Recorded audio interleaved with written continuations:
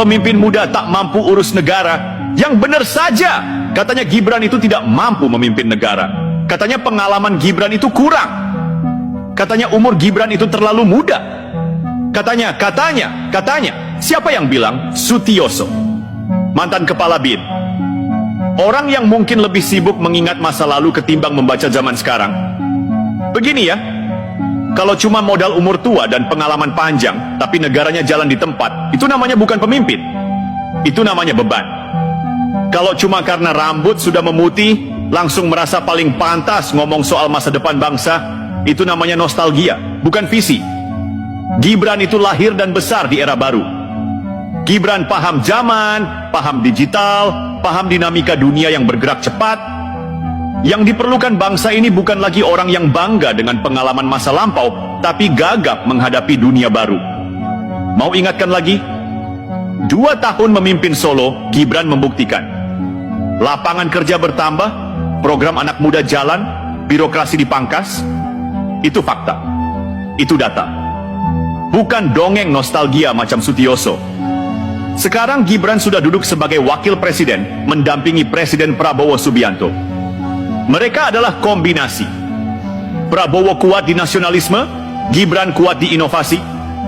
Ini duet masa depan, bukan duet masa lalu. Maka pertanyaan ini perlu dilontarkan keras-keras. Yang mempertanyakan kapasitas Gibran itu sungguh peduli pada bangsa, atau sekadar sakit hati karena tidak kebagian tempat di puncak kekuasaan? Peduli negara atau cuma peduli ego? Sutioso bilang nasib bangsa dipertaruhkan. Betul, nasib bangsa ini memang dipertaruhkan. Tapi justru karena itu dibutuhkan energi baru, kepemimpinan baru, semangat baru. Bukan pikiran-pikiran usang yang takut perubahan. Kalau hanya mengandalkan pengalaman tua, tapi menolak pembaruan, itu namanya mengkhianati semangat zaman. Kalau hanya berani kritik dari jauh, tapi tidak mampu memberi solusi nyata, itu namanya mencari panggung, bukan membangun bangsa. Kritik itu sah, tapi kritik kosong tanpa argumen yang logis itu cuma jadi suara sumbang. Dan suara sumbang dari mulut tua yang tak mampu membaca arah zaman, sebaiknya diam sebelum makin mempermalukan diri sendiri. Mari kita kembali ke fakta. Pada 17 April 2025, Forum Purnawirawan Prajurit TNI memang menyuarakan 8 tuntutan. Salah satunya meminta pergantian Wakil Presiden Gibran. Tuntutan itu ditandatangani oleh Jenderal TNI Purn Fajrul Razi, Tiasno Sodarto, Laksamana Slamet Soebijanto, dan Marsikal Hanafi Asnan. Alasan mereka?